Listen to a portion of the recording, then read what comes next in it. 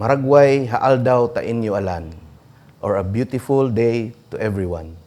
I am Attorney Burt M. Estrada. I am the National President of the Integrated Bar of the Philippines. I am also a member of the Indigenous cultural community here in Bukidnon, the Bukidnon Tagoloanon tribe, where I act as the Chief Tribal Dato, being the CL or apprentice or assistant to my father, who is the tribal chief, Lumalambong Dato Manlumakbaw.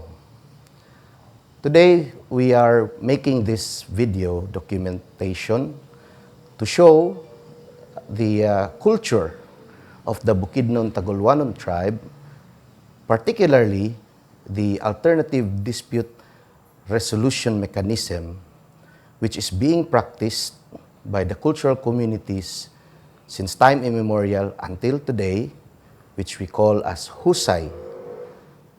We hope to show through this video documentation that this conflict resolution mechanism, which is founded on the culture of love, community, and concern for others, is a much better mechanism and brings about genuine justice for everyone and harmony within the community. And that, if given ample support, it can be replicated and can flourish through different communities throughout the Philippines, thereby not only relieving our courts of the dockets that it has already, and resolving conflicts even before judicial intervention is needed, brings about peace, harmony, and progress in that community. So today I will be showing to you a brief orientation on the indigenous communities of Bukidnon, the hierarchy of leadership in these cultural communities, and the mechanism or our conflict resolution mechanism or Husay, which we have documented actual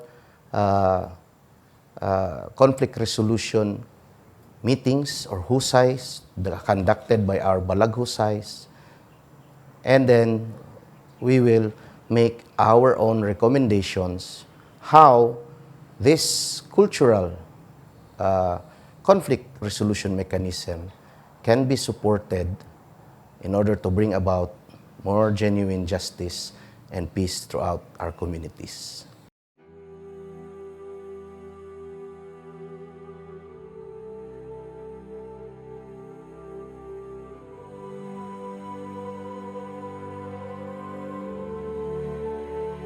What defines one's ethnicity?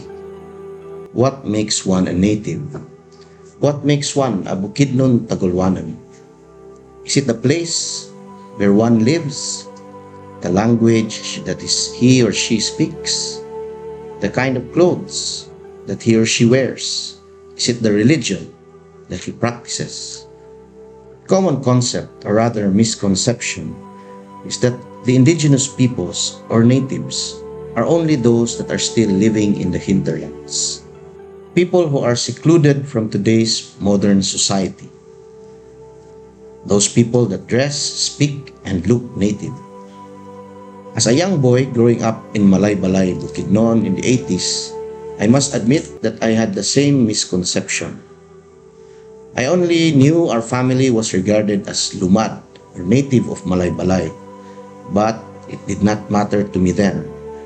As far as I was concerned, I thought I could not possibly be considered as a native, as I did not know how to speak the native dialect. I did not wear any native attire. I was living already in the poblacion and not in the forests, and I did not believe in any of the religious practices that sometimes I witnessed. By the age of 8, my father, retired Judge Benjamin Propia Estrada, started bringing me every year to the headwaters of the Tagoloanon River, or what is commonly known as Sabangan. I was most excited to go hiking and camping with my father.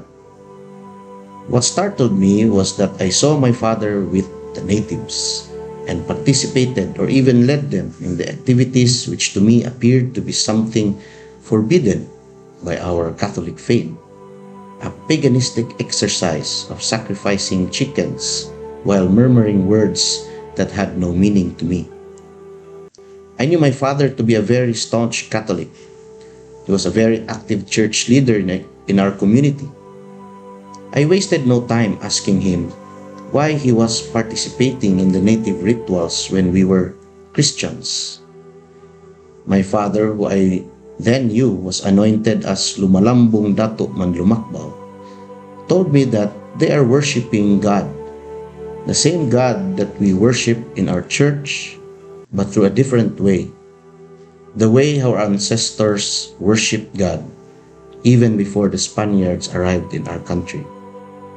This opened my mind and my heart to accept that I was a native, a Bukidnon, a Tagoloanon. Almost every year since I was 8, I would accompany my father to our yearly pilgrimage to the headwaters of Tagoloanon River. Although I initially went there mostly for the fun of it, as I believe most of the people there did too, I slowly listened and tried to understand what was going on. Everything was spoken in the Bukid language, which was still a very alien language to me. As I listened to the elders, I would ask my father to explain to me what was being talked about. There I learned of the batasan, or the moral code of the Bukidnon people. I learned that the place where the rituals were held was considered as a very sacred place. I learned that it is governed, or I learned that it is regarded as the bedrock of civilization in Bukidnon. I learned that it is the source of law and governance for the indigenous people of Bukidnon. I learned about the Bungkatol Habulawan daw ng Katas sa Halana, which is regarded as the golden rules of the lives of the Tumindak, or natives of Bukidnon. What struck me was the principle or norms enshrined in the Bungkatol Habulawan daw ng Katas sa Halana was very similar to what is being taught in the Bible.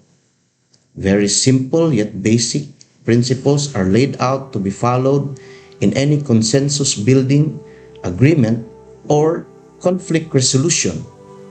And these are kilalaha o batasan, or mutual recognition and respect, sayuda hubatasan, or mutual sharing of information or transparency or complete honesty, bulig-buliga hubatasan, or the mutual commitment to help each other, pabatun-batuna habatasan, principle of complementarity rather than competition, and pauyag-uyaga hubatasan, commitment to uplift each other. The principles were basic and so familiar, yet thought of as obsolete or impractical in the modernized world. Similar to how the Bible teaches us to love even our enemies, the principles of the batasan seem just wishful thinking and thinking that may be perceived as weakness. One of the elders I talked to in one of our yearly pilgrimage to our sacred ground told me, when I relayed to him my perception of the batasan as being very similar to our Christian teachings, he said that we had an ultra-modern culture. What was being labeled by modern society as primitive was actually more advanced thinking than what our modern way of thinking have. He told me that our culture sustained life for centuries or perhaps even for millennia, while modernization has only been for less than 500 years, yet it created many problems already for man. Problems like poverty, hunger, and inequality. These were not experienced by our forefathers. Under the datalan hu agpangan daw lamahan, or framework of governance and society, each member of the community has a vital role to perform, and everyone works for the betterment of the community while enjoying the opportunities and protection the community provides him. Adherence to the batasan allows for a harmonious relationship with others. It creates a culture of cooperation rather than competition. It sustains life as it respects all forms of life and truly believes that we are not owners of any resource, but merely stewards for the next generation. According to such elder, while we cannot deny modernization as a reality, we may be able to offer a counter-influence. He said that what has been offered so far as a remedy to the excesses of modernization have all been born of the same mind, modernization itself. These solutions cannot solve the problem that modernization created, for a thing cannot be changed by itself. The indigenous culture is something untouched by modernization. It is apart from modernization, having pre-existed it. In order to change something, you have to be divorced from that which you seek to change. I am of the firm belief that if we are able to influence others towards our batasan, we might help create a better tomorrow.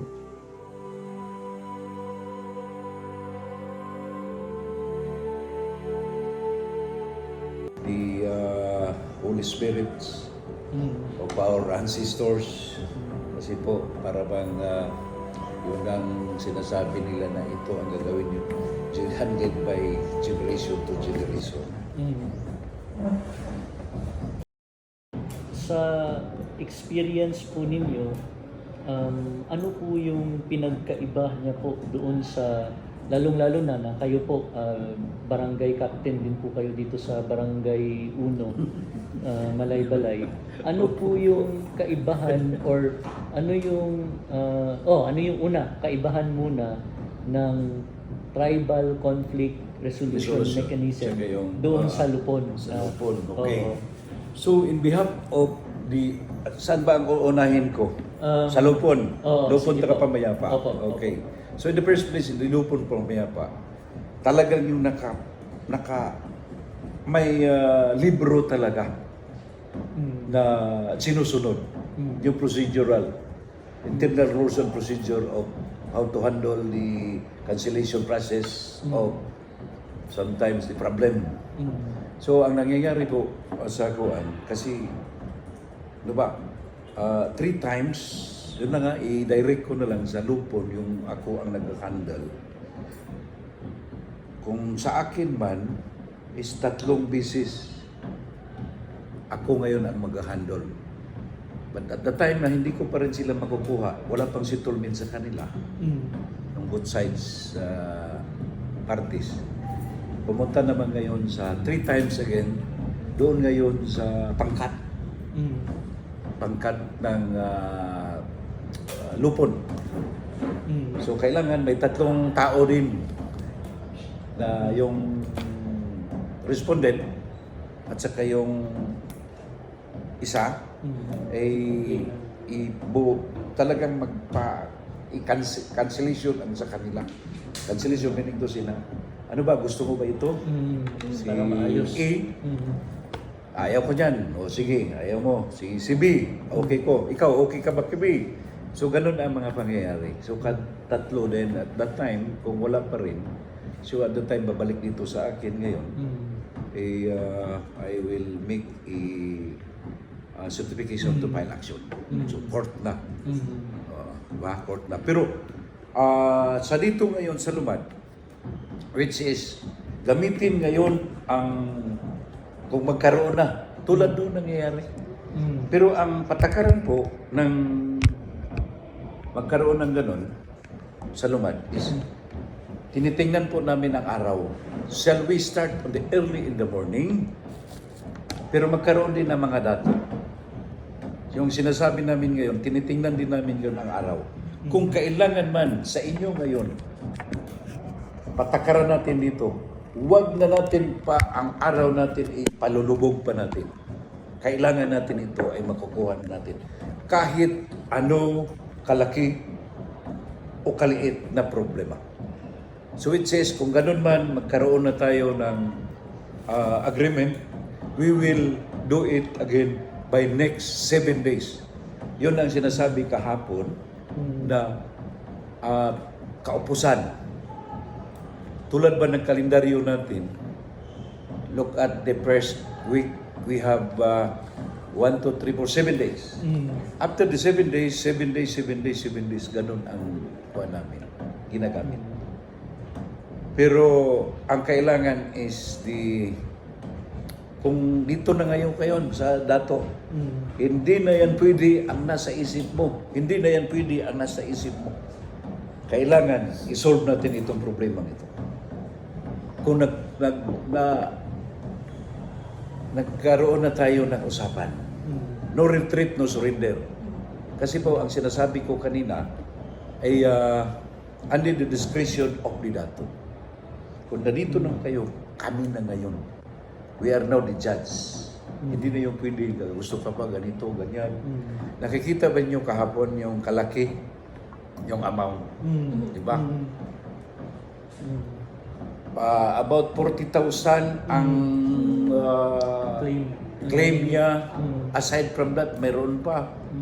So, ganun ang pangalan. Sige, 40,000 po ni doktor or PS, doktor, yung bang obligation ng mga sa doktor. Okay, magsasabi ka lang. Pero, kaya mo ba? Pag sinasabi mo, ilan ba ang kaya mo? Ganito lang. It is about 7,000. 7,000 lang. Okay. Hindi naman sinasabi natin na ano kaliit o kalaki. Sasabihin natin ngayon, ang dapat natin gawin dito ay magkaroon tayo ng kapayapaan. Kasi po ang mangyayari ng tulad nito ay para bang dinadala mo lahat yung generation by generation na ganito. So kailangan dilhin natin ang kapayapaan. Wala na kayong problema pa. Yun po. Yun ang sinasabi natin ngayon doon sa sa between lupon at kapamayapa. That is now the difference. Mas sa akin po, dinadala ko ngayon kasi kung may problema na, as being the barangay captain, dinadala ko yung sa lumad. Yung ngayon po, malaking bagay po sa amin na ibinahagi nyo itong napakalaking impormasyon tungkol sa kultura po ninyo. At ang nakukuha namin dito ay malaking bahagi yung kultura ng mga lumad kung bakit napaka-successful nito at sa pagkakasundo ng mga partido. Ngayon po, siyempre nasa interest din ng bilang bahagi din po ng bilang officers of the court, ang turing po sa mga abogado. Gusto rin po sana namin na maintindihan kung paano makakatulong ang pamahalaan, kung paano subukang mapreserba, hindi kung halimbawa mapreserba man lang o kaya mapalaganap or mabigyan ng puntos yung mga ibang komunidad na kung ano yung magandang nangyayari sa batasan, baka pwedeng maipakalat sa ibang mga komunidad. Pero ang isa po sigurong importante ring malaman, saang aspeto po, anong aspeto ng batasan, ng proseso o ng ritual ang makikita niyong lubos na mas mapapaigi niyo pa kung may tulong kung may onting suporta ng gobyerno. Okay, maraming salamat po. Ganito po, which is we are very happy nagkaroon tayo ng Republic Act 8371. Ba? Which is the law will be followed. Ba? Sa kanya, sa amin po, para sa mga katutubo tulad namin. So, which is, after all, sa yung pagtitingin yung mga dalubhasa din namin ng mga abogado, bagay ba itong ginagawa ngayon o under Republic Act 83. Yes. It is very true, yes. Kasi balaod, di ba? Which is the law. Which is, nagkaroon ba, sa akin lang po this is my own opinion. Kasi nag-delete Nanding, no? Delete Nanding, also my brother, is a lawyer. Okay? Si Nanding po, he is, during the time of this incumbent pa siya, as the member of the Sangguniang, the city of Malaybalay. Ang kanya pong gusto makukuha na chairmanship is this one, the Indigenous people, mandatory representative. Kasi po, nakikita po niya, kailangan talaga. So, to cut it short, which is now, nagkaroon tayo ng Republic Act 1871. So, that is the time of Ramos, which is late, the President Ramos, bago lang siya namatay. So, nakikita ngayon, masaya ang mga katutubo tulad namin na nagkaroon na ng balaod, which is the law. Pero, as far as yung mga lawyer, alam mo na yung mga lawyer, iba ang tinitang at na paningin namin at saka yung lawyer. Diba? So, Nanding now, ang sabi ni Nanding, boy, kailangan natin ito ng much more malaliman pa. So, kailangan natin, sir, na kung mahimo matingnan natin kung itong sinasabi ko ngayon o nakikita ninyo, which is ganun pa rin ba ang nangyayari sa ibang mga katutubo natin.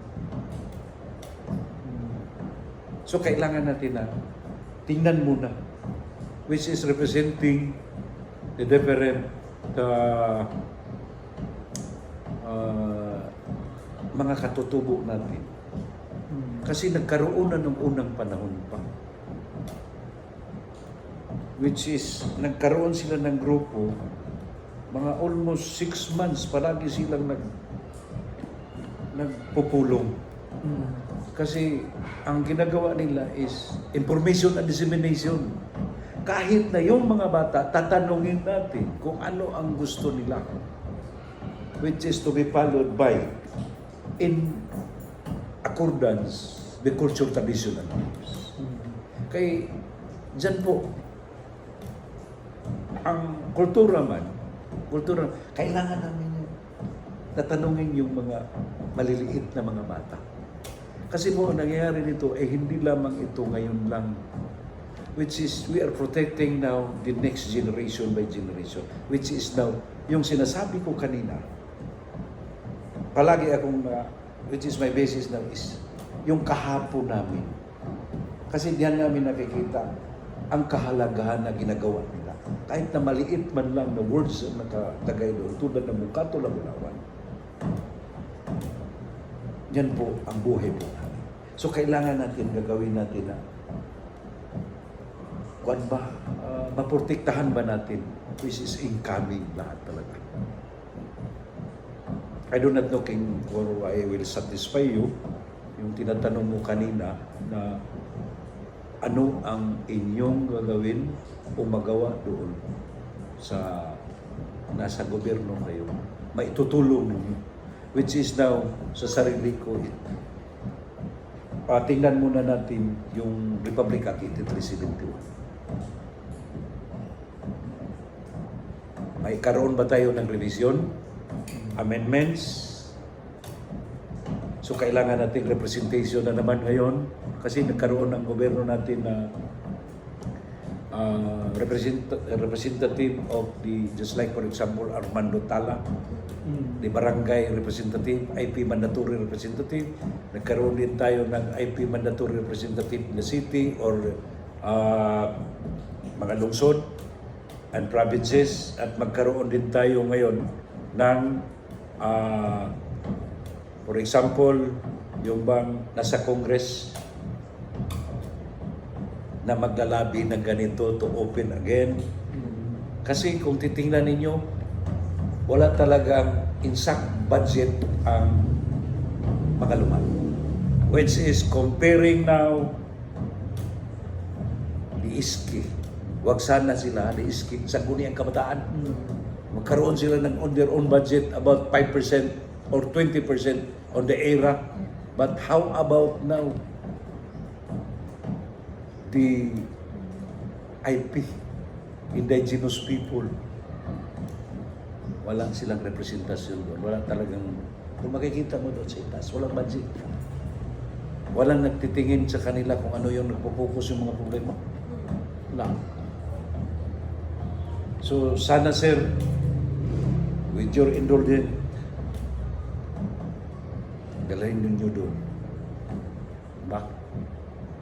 Kinugay na kayo nga pangandoy yun, ng mga problema. Even though, si Dato Mikitay, kung siya ang nasa inyong harapan ngayon, labas niya lahat kung ano yung nasa ikuan niya. Kasi one of those gumawa ng Republic Act 1871 is the commissioner. Dato Mikitay nanggaling dito ngayon sa Bukidnon, Talanding tribe.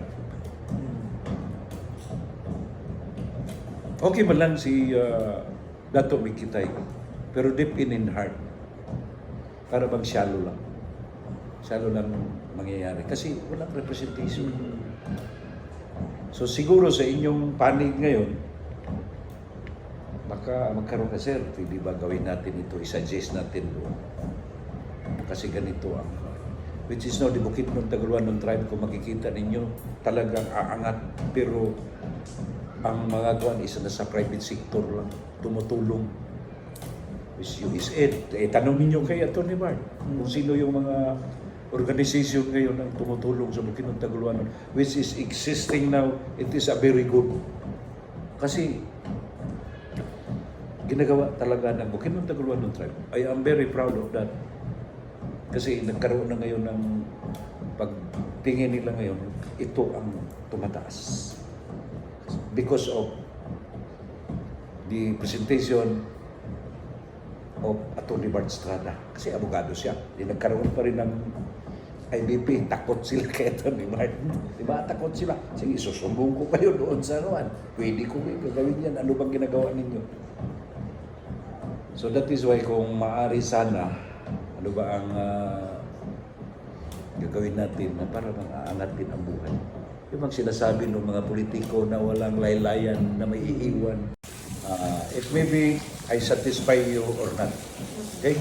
Pero pupunta tayo sa batasan. Kasi po, ang batasan, magkaroon kami ng Bukidnon, which is the golden rule. Na ng katasahalan.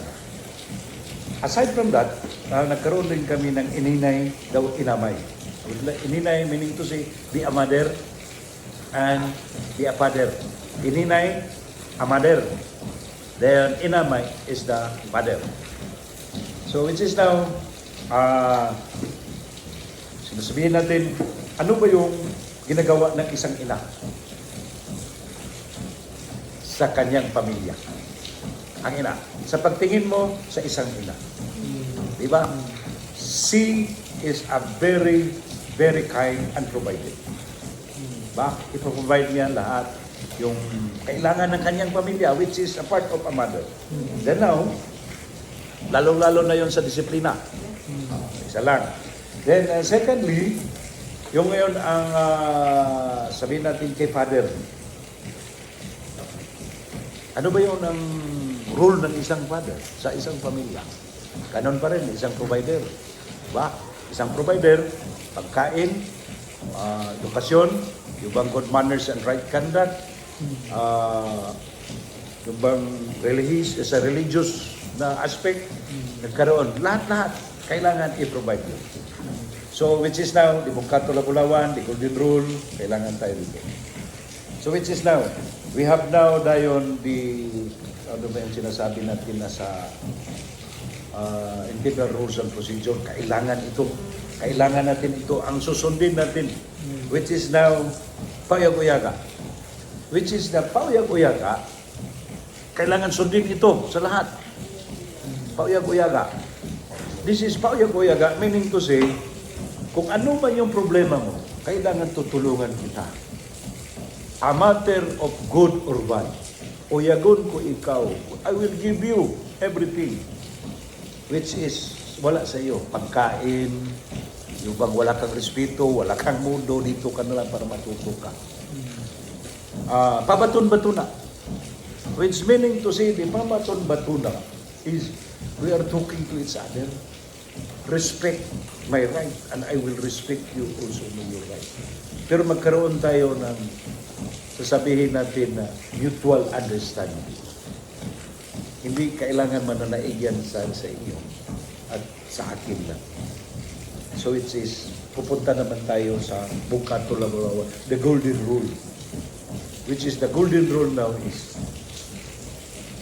nanggaling dito sa ating puso. Isa pa, ano yung sinasabi ko kanina?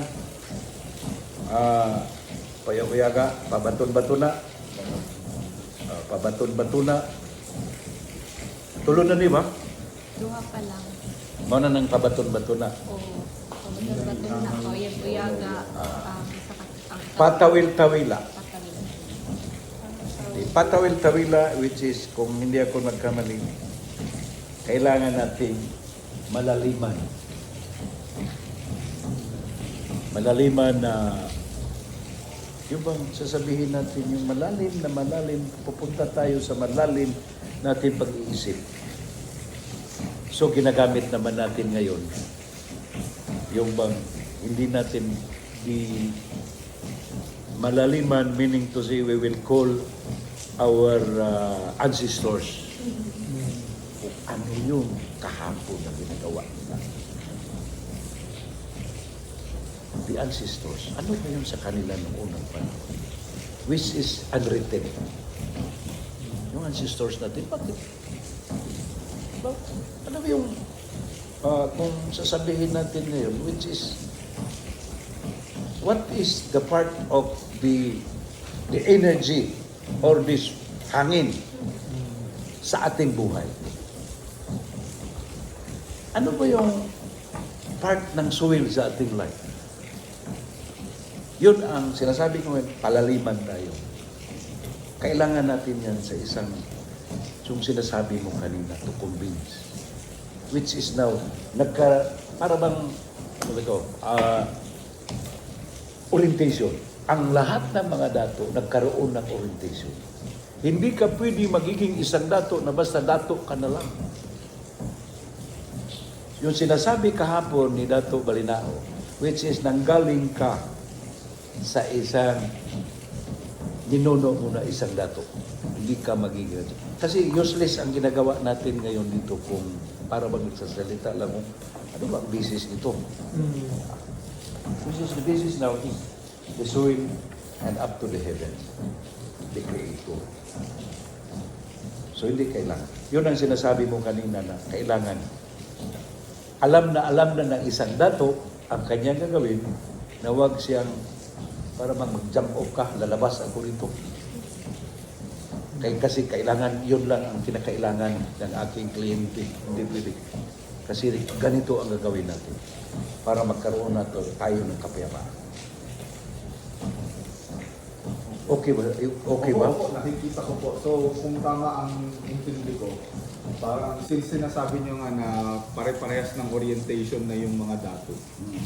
So, although they represent, may nire-represent sila na isang partido, nagre-reklamo at yung kailangang ipagtanggol.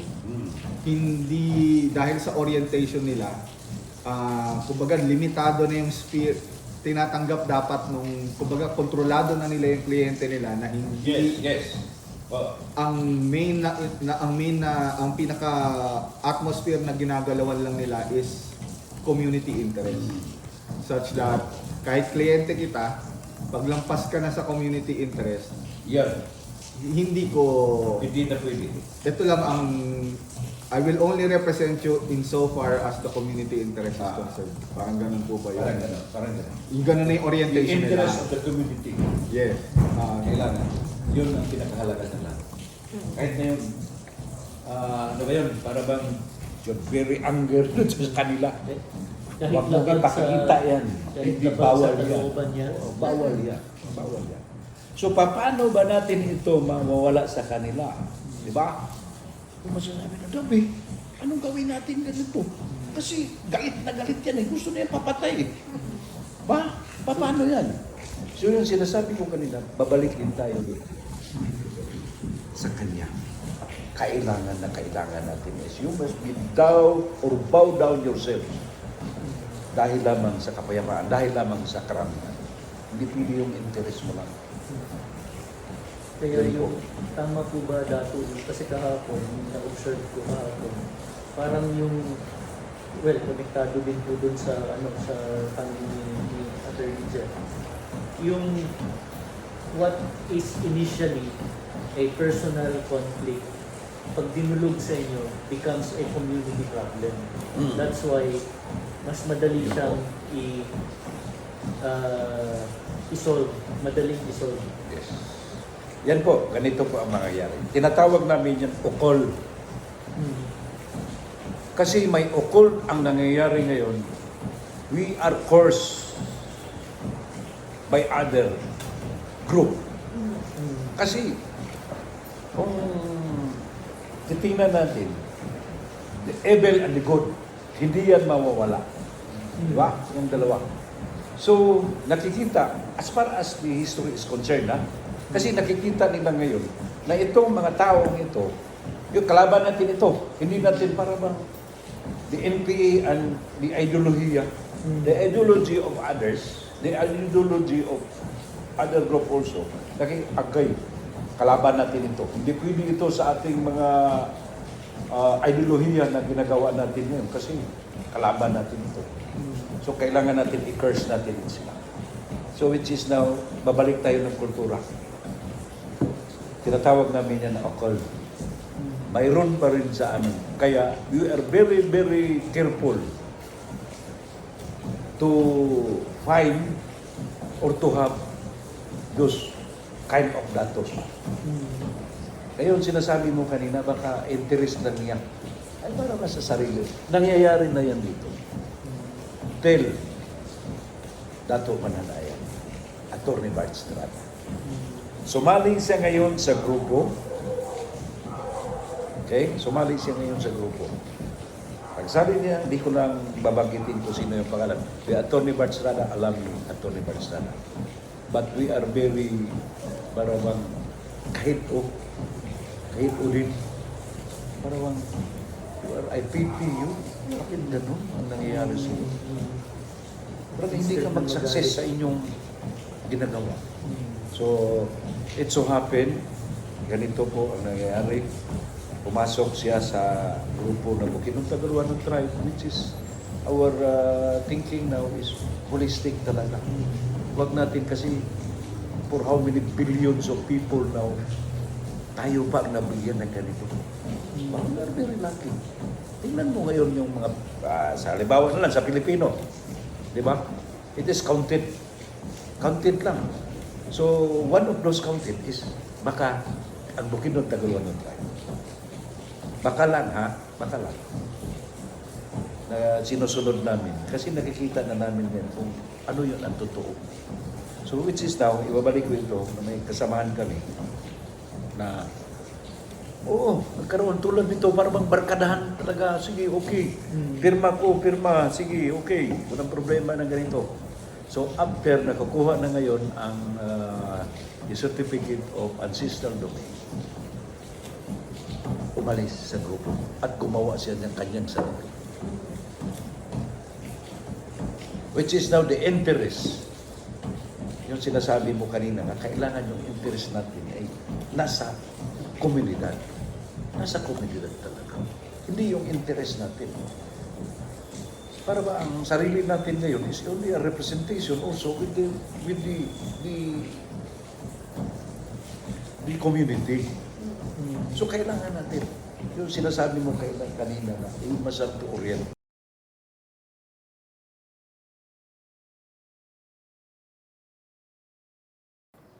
Now that we have watched our short documentation, allow us to provide our own recommendations and insights Firstly, what are the advantages and limitations of these cultural conflict resolution mechanisms?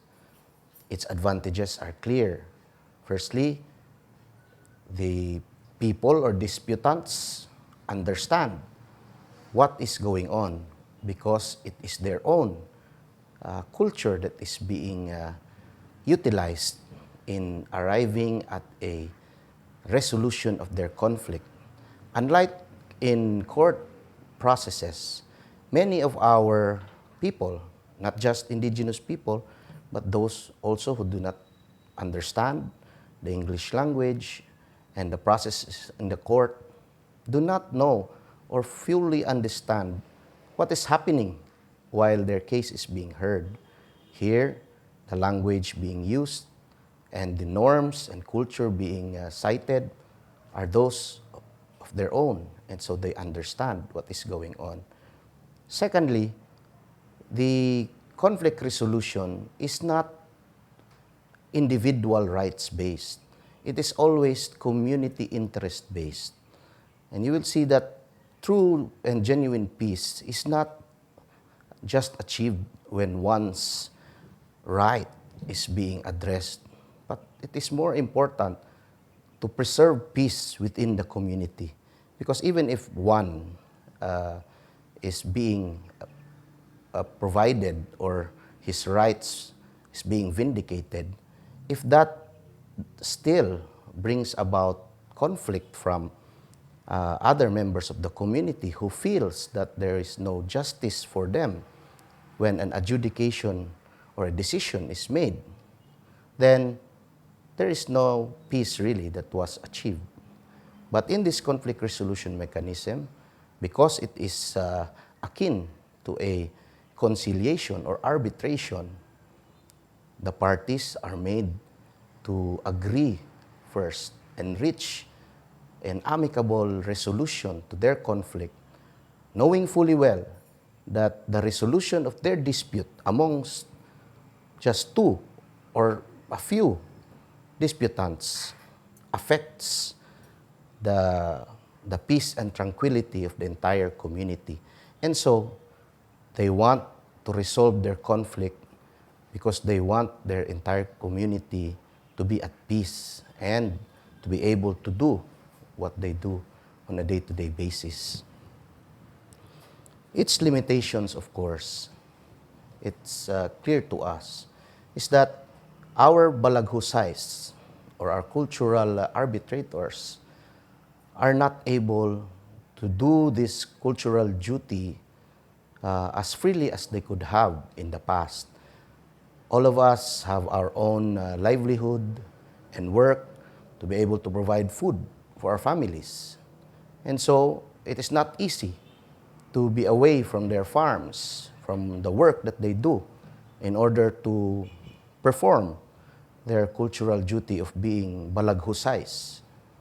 But in our community, and having been able to provide what we call as pandingding, or a token, or providing an amount or something of value that will ensure that they are strengthened, now in the form of honorariums, they are able to spend a day or two away from the usual work that they do so that they can perform their cultural duty, which redounds to the benefit of the entire community. It is our hope that many of our other communities can also be provided much needed support in the form of financial support to our balaghusays so that they can also be able to do their cultural functions and resolve more conflicts within the community without the need of going to our courts. Secondly, our proposal is that similar to how we are able to recognize and support mediations being done through our Philippine mediation centers and our Lupong Tagapamayapa, not only financial support to our community arbitrators is necessary, but also due recognition of these conflict resolutions being done at the community level. If our courts are able to also give recognition and implement and execute perhaps amicable settlements arrived at by these disputants, then many of our case dockets will also not unnecessarily burden our courts any longer. How can we promote this in other communities, and what are the resources that are needed? As I mentioned, our proposal would be for our government to find ways in providing financial support to our Balag Husays, perhaps through our local government units, similar to how we provide support to the members of the Lupong Tagapamayapak, enabling our customary arbitrators to again be able to leave their usual work and perform their duties when they are provided their daily needs also in the form of honorariums, which in our community, in our culture, is more of a pandingding or a token to replenish the energy used in performing such tasks.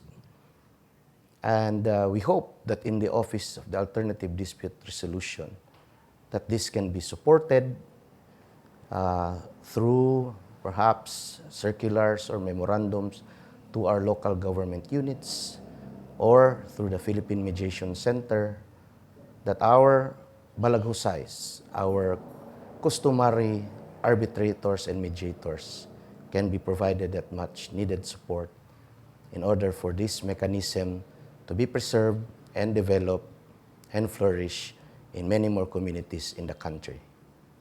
Thank you very much, and maragway haal daw ta inyo alan.